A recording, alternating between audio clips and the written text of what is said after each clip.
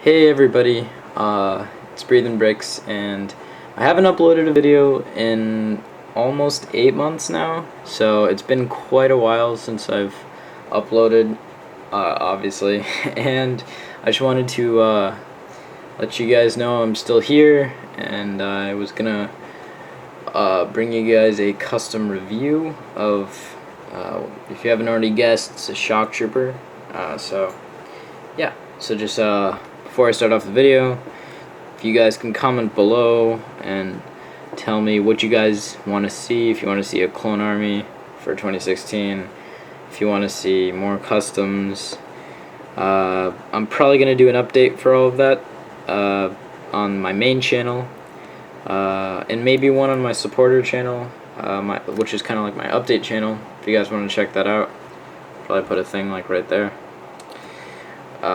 But yeah, so let's get on with this review. So yeah, as you can see, I'm reviewing a Shock Trooper, and yeah, so starting off on his legs, you can see little 2 knee pads right there, and these are probably the best legs I've ever done.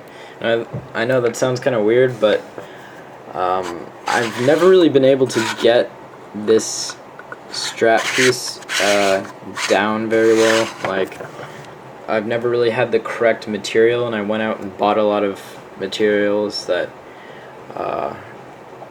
probably work better than the ones I was using before. So some of my legs looked pretty sloppy back in the day. I don't know if I can find some. I mean, this is like one of my worst customs, but you can see like they're all big, fat, and clumpy at the bottom there. Yeah, I made this like a really long time ago, but that's besides the point. So these are just look really clean cut.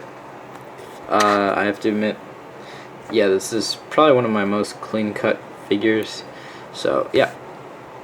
So then he has this little pad right here with felt underneath that, or cloth or whatever. And then he has 6 pouches right here. 2 big ones maybe for ammo or something, and then 4 small ones, like 1 over here, 2, 3, and 4. And I think those add really cool detail to this guy. Moving along his chest, he has these right here. I did not paint his chest, because this actually came as a Shock Trooper. If you haven't seen the actual Shock Trooper minifigure, just imagine one of these guys with these kind of red lines here. Just look up a picture, and I would assume that most of you guys have seen what a Shock Trooper looks like, or a Lego Shock Trooper, the older ones. And so, okay, so moving along, you can see he has a pauldron here, and I'll show you that in a bit, a little more closely. And you can see his helmet. I painted this little kind of strap chin right underneath his mouthpiece. And then you can see his fin I painted, and his cheeks right there. So it's going to look the same on the other side. But I think I did a pretty good job on painting the fin. It's pretty, as I said before, clean cut. Just all around, really.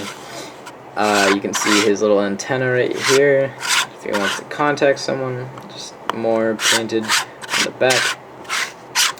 And moving along, you can see his arms, just kind of your normal armor setup. This is only really, I've only done these skinny arm pieces a few times before, the middle piece being very skinny, and I think it works out really well. I really like the look of it. It's really clean cut.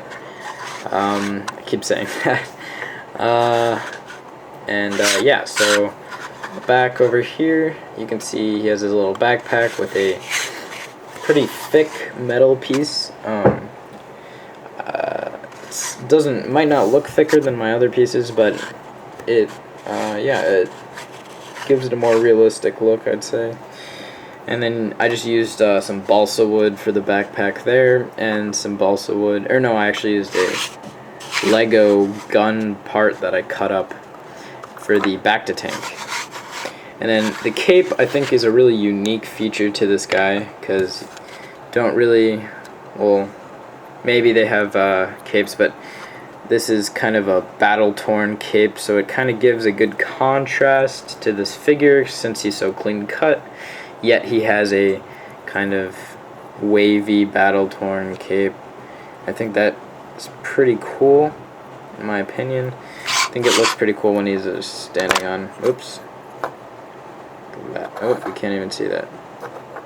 But, I don't know, it gives him the illusion as if he's like walking, because the cape looks like it's getting dragged behind him. Alright, so I'll show you guys the pauldron and the gun, and then I'll wrap up the video. So you can see this is his pauldron. His pauldrons are actually pretty difficult to perfect, because you gotta get it the right shape, and yeah, the painting's not the hard part, but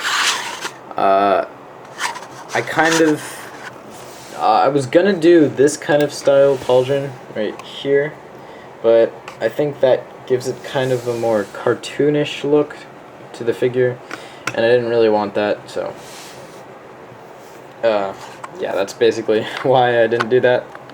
But I think I did a really good job on the that kind of pauldron, because I'm usually not the best with those.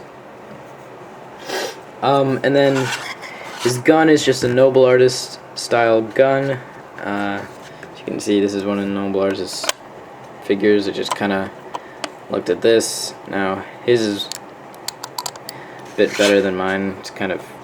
Mine's kind of not evenly cut in the back, but it's almost identical, as you can see. So yeah, that's how I made that. So yeah, that's gonna be it for this figure. Hope you guys enjoyed this video. If you did enjoy, please leave a like and comment your opinions below. Please tell me what you think of this guy, and just tell me really honestly what you guys want to see out of me.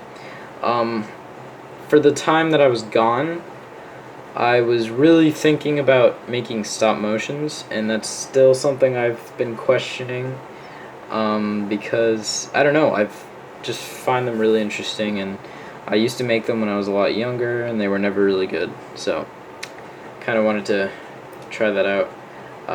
You guys can tell me what you think about that. My camera is about to run out of space, my CD card, or SD card, but yeah. So thank you guys for watching, and I'll see you guys in the next video.